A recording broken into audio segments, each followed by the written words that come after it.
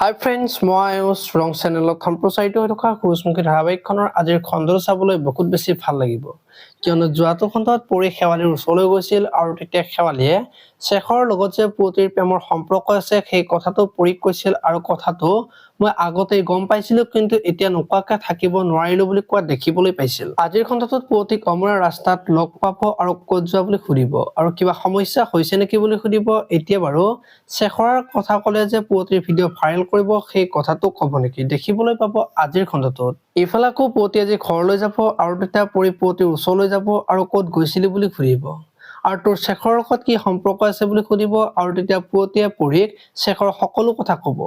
এতিয়া বাৰু পৰীয়ে পুৱতিকে দোষী সজাব নেকি দেখিবলৈ পাব আজিৰ খণ্ডটোত। আনফালে আকৌ পৰী দেউতাকৰ ওচৰলৈ যাব আৰু তেতিয়া দেউতাকে সোণৰ কথা সুধিব আৰু মন মাৰি থাকিব আৰু তেতিয়া পৰীৰো মনটো বহুত বেছি বেয়া লগা দেখিবলৈ পাব।